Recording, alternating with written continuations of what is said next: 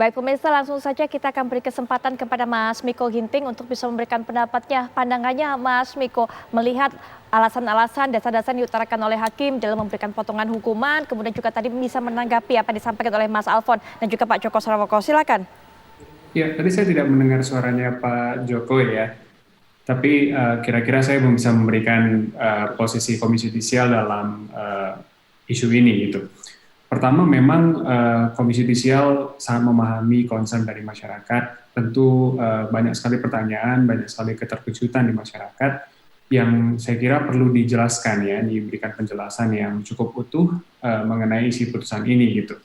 Memang nanti ada satu isu lagi ketika misalnya pengadilan memberikan penjelasan, tentu akan ada isu bahwa apakah ini akan mengganggu independensi atau kemerdekaan hakim misalnya. Tapi saya kira karena ini berkaitan dengan kepercayaan publik terhadap marwah pengadilan, tidak ada salahnya kemudian pengadilan kemudian yang mengeluarkan putusan ini tentu saja itu menjelaskan kira-kira poin-poin atau argumentasi dalam putusan ini seperti apa. Gitu ya, sehingga publik mendapatkan pemahaman yang utuh mengenai isi putusan ini.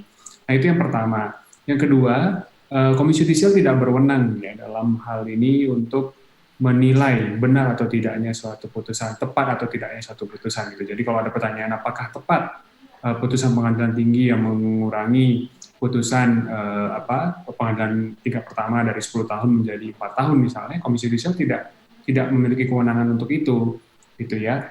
Karena itu berkaitan dengan substansi putusan yang masuk dalam area teknis yudisial. Jadi jalurnya adalah upaya hukum. Nah, penuntut umum bisa melakukan upaya hukum.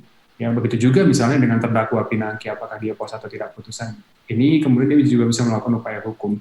Nah, upaya hukum itu bisa ke kasasi, misalnya ke Mahkamah Agung, atau bahkan berlanjut sampai ke tingkat peninjauan kembali apabila ada novum, misalnya begitu ya. Gitu. Jadi Komisi Yudisial tidak berwenang untuk menilai benar atau tidaknya putusan, atau tepat atau tidaknya putusan. Nah, namun di sisi lain Komisi Yudisial juga berwenang apabila misalnya terdapat ya dugaan-dugaan pelanggaran perilaku hakim ya, terutama ketika memeriksa, mengadili dan memutus perkara ini. Nah, jika ada dugaan-dugaan pelanggaran perilaku, maka Komisi Yudisial berwenang. Nah, Komisi Yudisial dalam posisi untuk mencermati semua informasi, semua diskusi yang berkembang di publik, mengumpulkan informasi tersebut sehingga jikalau nanti ditemukan dugaan pelanggaran perilaku, maka Komisi Yudisial bisa menindaklanjuti gitu. Sembari juga Komisi Yudisial meminta kepada publik apabila memiliki informasi, memiliki bukti-bukti pendukung yang mengarah pada dugaan pelanggaran perilaku, maka Komisi Yudisial sangat terbuka untuk menerima laporan tersebut. Gitu. Nah, di sisi yang lain juga, saya kira juga kita juga harus cukup hati-hati karena kehormatan hakim juga perlu dijaga ya. Karena Komisi Yudisial kan tugasnya atau mandat utama dari konstitusinya adalah menjaga dan menegakkan kehormatan hakim. Gitu. Jadi kalau hakim ada dugaan pelanggaran perilaku, maka silahkan bawa bukti-bukti pendukung, informasi-informasi yang cukup kepada Komisi Yudisial. Di sisi lain, jikalau tidak ada dan kemudian ada dugaan-dugaan perbuatan merendahkan kehormatan hakim, maka Komisi Yudisial juga bisa menindaklanjuti hal tersebut. Gitu. Baik, sebelum nanti kita akan berikan kesempatan pada Pak Kudri, kami juga akan bawa Anda, tadi juga sudah sempat kami tayangkan di layar kaca, perjalanan kasus yang menyeret Pinangki.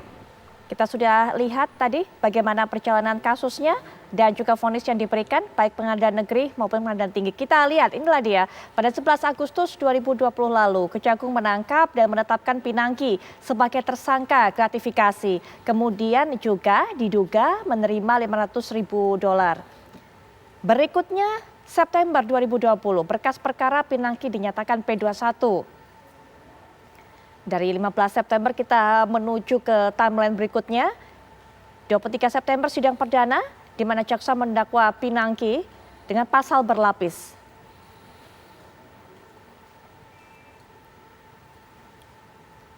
Menuju ke Januari 2021, jaksa penuntut umum menuntut Pinangki 4 tahun penjara dan denda. Anda bisa baca di layar kaca. Dan ini dia, Februari 2021 Pinangki divonis 10 tahun penjara dan juga denda 600 juta rupiah. Selanjutnya 16 Februari 2021 Pinangki ajukan banding atas vonis yang dijatuhkan hakim.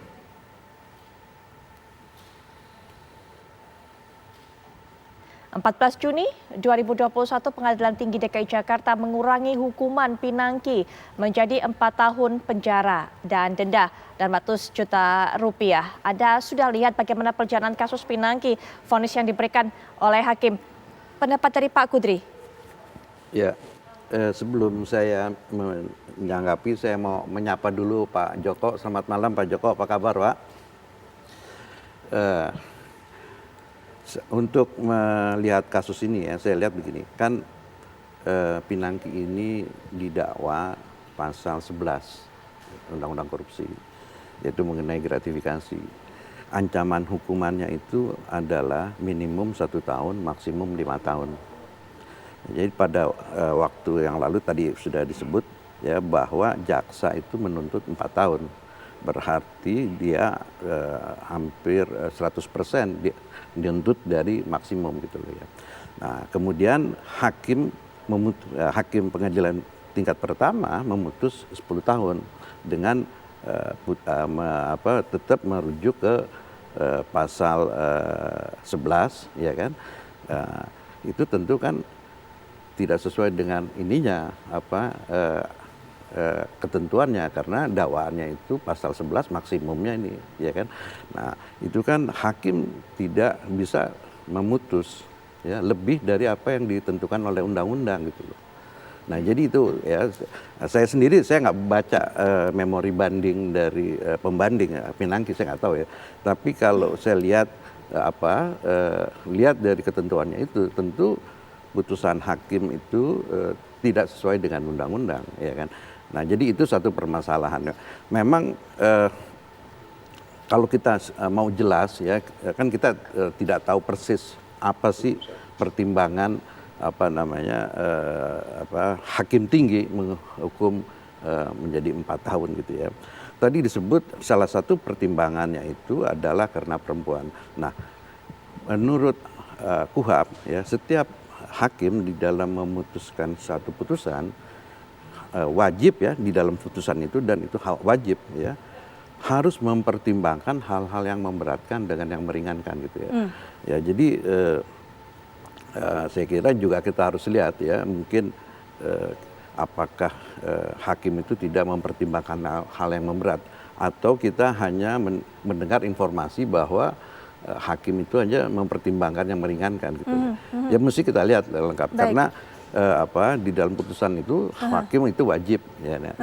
Kemudian dalam hal ini ya kan, Mahkamah Agung pada tahun 2020 mengeluarkan peraturan Mahkamah Agung nomor 1 yaitu mengenai pedoman penjatuhan hukuman perkara korupsi ya kan. Karena sering terjadi disparitas ya, putusan-putusan. Seperti yang dikatakan oleh Pak Joko bahwa hakim itu mempunyai kemandirian ya. Baik. Dia tidak bisa diintervensi ya untuk menjatuhkan keputusan keyakinan itu. Baik. Tetapi kan supaya jangan terjadi sering perbedaan-perbedaan itu ya, makanya Mahkamah Agung mengeluarkan peraturan Mahkamah Agung Perma nomor 1 itu. Di dalam Perma itu ya diberikan pedoman ada kejahatan atau kesalahan yang ringan, sedang dan berat gitu. Nah, itu cuman pedoman ya kan. Baik. Karena pada prinsipnya hakim itu tidak bisa dipengaruhi oleh siapapun. Karena itu memang Mahkamah Agung menjadi pedoman. Nah, di dalam Perma itu dikatakan apabila hakim memutus, terlepas apakah dia lebih berat atau lebih ringan dari pedoman itu ya kan, maka dia harus menjelaskan alasannya apa. Baik. Untuk ini saya kira makanya untuk tepatnya itu ya, persisnya ya kita harus baca ya, tapi kira-kira lah kita apa yang bisa kita bayangkan dari informasi ya dari beberapa media, karena hakim memutus ke pasal 11. Baik Pak Kudri. Ya, nanti mungkin Mas Alfon juga bisa berikan pandangan begitu. Apakah hakim tidak mempertimbangkan hal-hal yang memberatkan, tapi nanti setelah jeda ini karena Mas Miko juga waktunya cukup terbatas dengan kita, mungkin Mas Miko ada penutup mengenai hal ini. Ya, tadi saya katakan ya bahwa kita tidak akan masuk dalam konteks isi atau substansi putusan, karena itu masuk dalam konteks teknis yudisial yang salurannya memang upaya hukum. Tapi Komisi Yudisial dengan sangat terbuka itu apabila ada masyarakat yang kemudian memiliki informasi terkait dugaan pelanggaran perilaku hakim ketika memutus perkara ini, maka dapat melaporkan kepada Komisi Yudisial. Saat ini kita memang masih mengumpulkan berbagai informasi, berbagai bukti-bukti pendukung, berbagai keterangan yang sekali lagi saya tegaskan bukan dalam konteks membenarkan atau tidak membenarkan isi putusan atau pertimbangan dalam putusan, tetapi memang menggarisbawahi apakah ada pelanggaran perilaku dari hakim, terutama ketika memeriksa, mengadili, dan memutus perkara ini atau tidak. Gitu.